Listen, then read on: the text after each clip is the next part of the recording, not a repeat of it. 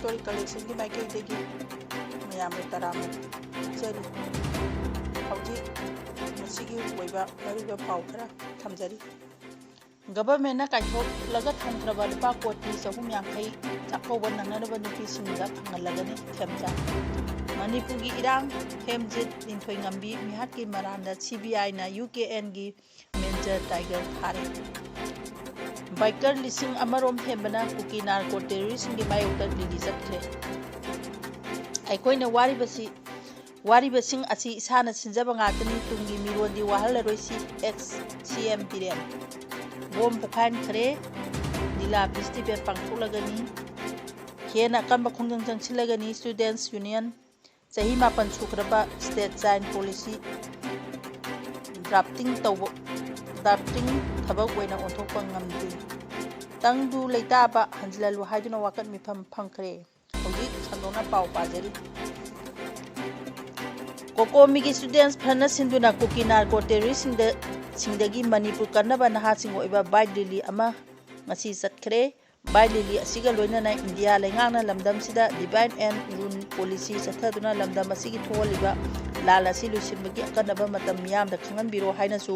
कोकोमी students फरना government of India दा तक्सिलगी बाइकर लिसिंग अमगी मथकता सरुक यादुना ngasi अयुक सिंगमाई दगी हौदुना लमथाकिबा बाइक रैली अदु मरी लेनबा वाफम असि कोकोमी स्टूडेंट्स फ्रंट असिगी कन्वेनर लुक्राम मालंगबना खुंदोखिबनी बाइक रैली अदुदा मरी लेनबा महांगना मखाताना हाई इंग लिसिंग अनि सुना कुलुंगोगी मे 3 दगी चिन्नाको टेररिस्टना इफुरु इरेसा सिंग मरु पुंगना मुथनबगी पानमदा मैतै सिंगी मथकता चथरखिबा अफोंबा लान असिगी मायोक्ता कोकोमी स्टूडेंट्स फरना ngasiगी बाइक रैली असि सिनबनी कोकोमीना चथरदिबा लान असिदा मिसम कया अमा थवाइना पोथा पिखरे अदुबु ngasi फावबा इंडिया लेंगाना कुकी सिंग गी माइकैदगी तोंगसिंदुना करिगुमा अमता खंजिम उसिनदना लेथोलिबा असि पेनिंगाई ओइद्रे चही अहुम हेलबा लाल असिगी वारोइसिंग असि फावबा गवर्नमेंट ऑफ इंडिया ना पुरपा ngamdri लाल असिदा मी कया अमा सिखरे युंग कया तांगोय ओनख्रे मी कया अमना मयुम कई लेतदुना दिल्ली केमसिंग चिंजफम नौदुना अवाबा खांगि हौजी थोलिबा इरांग असि इंडिया लेंगाना मखोयगी अरोनबा एजेंडा अमगा लोइनना चथरकपा लांगलों अमनि हाइबसे मयेक सेंगबा वाफमनी इरांग असि गवर्नमेंट ऑफ इंडिया ना लुसिनगे हाइबा मतमदा लुसिनखिबा याबा इरांगनी अदुबु इरांग से लुसिनबगी मुकुट मखाताना असुम चथदुना मिसिमिना लेपना थोलिबा असिगी मरुमदा कदी करंबा एजेंडा लैबगी हाइबसे अचौबा वाहंग अमा ओइरगली लाल असि हरकपदा कुकीना मैतैगी मथकता चथरखिबनी अदुबु ngasi दिलमदम असिगी गेलौ फुरुप अमा ओइरिबा तांखुन नगासिंगदा अमु ओनसिनदुना तांखुन मिचमसिंगदा मिहा मिपुल अमदी मिफा मिपुन गी थबक अमुक चथरली फिबम असि यौरबा फावबा गवर्नमेंट ऑफ इंडिया ना तुमिना अदुम येंगदुना लैरी गवर्नमेंट ऑफ इंडिया ना लौरिबा फिरेब असि खुंफम हंदोपियु चिन कुकी नार्को टेररिस्ट सिंगा हौजी सेंटर गा चनरिबा सु असि एबोर्ट तौदुना मिलिटरी ट्रेक ग्राउंड तौगदबनी लोइनना चिन कुकी नार्को टेररिस्ट सिंगा चिंगी लमदा पोपी थादुना चंगसिलगलिबा दरकी तोंगा लालोंग सिंग असि गवर्नमेंट ऑफ इंडिया ना खुदक थिंगदबनी हाइनसु महांगना मखाताना फुंदोखी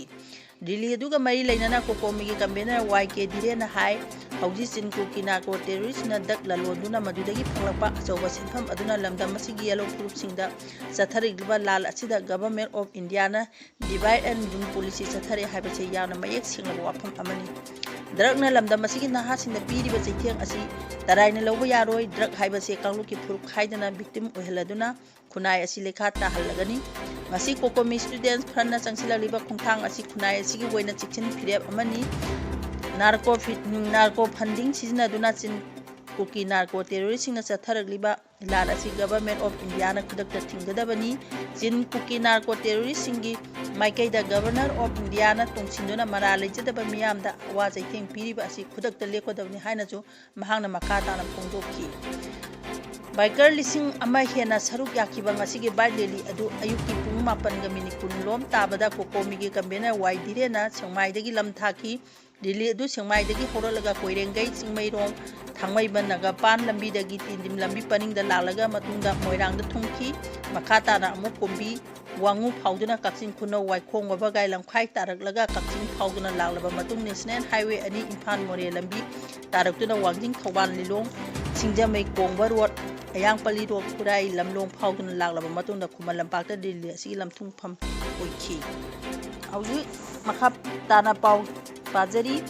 Kakching Higher Secondary School Kakching gi principal transfer tawkibei mayokta changchilba khongjang hena kanchilagani haina school agi asigi students union gi maikei di pudorali Manipur gi government na May 13 da tholakiba order amagi matung ina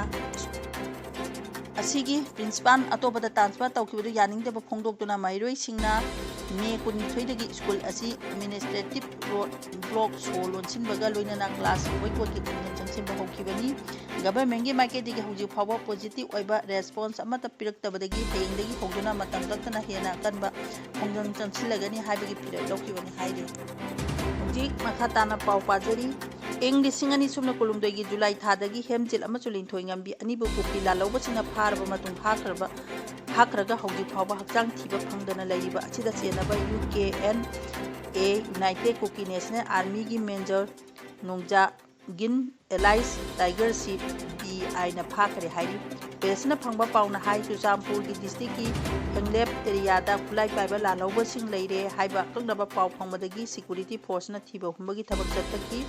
operation aduda Nongjagin Allies Tiger phakibani Major Tiger Englishing ani sumna kulumdoida phijam hemjil amasung luangbi lingthoi ngambi hijam anibu pharaga matung hathiba thongdoka mari lengana CBI Central Bureau of Investigation na lokhatpa case da hakthengna chenabani haina maran siri Pharaba Tiger Englishing ani sumna kumari da KNA Kuki National Army gi Deputy Commander in Chief Hangboi Haukim Allies Thapi Hakiba Thogdokta su hakthengna chenaba misangni haina mahaki police na maran siri su suspension of operation chanabada yaudaba Kuki militant group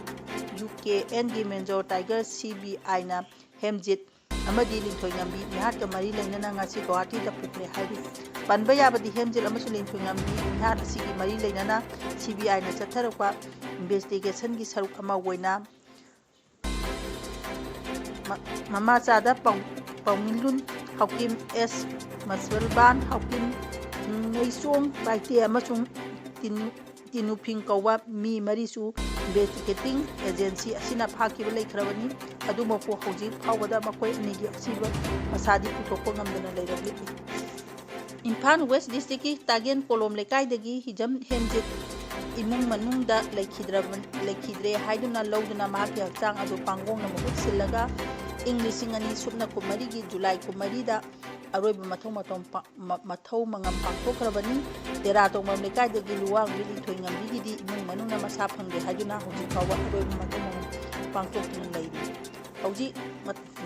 tabiriba pauchi matang sida loisinjari mayambu amu hana kurumjari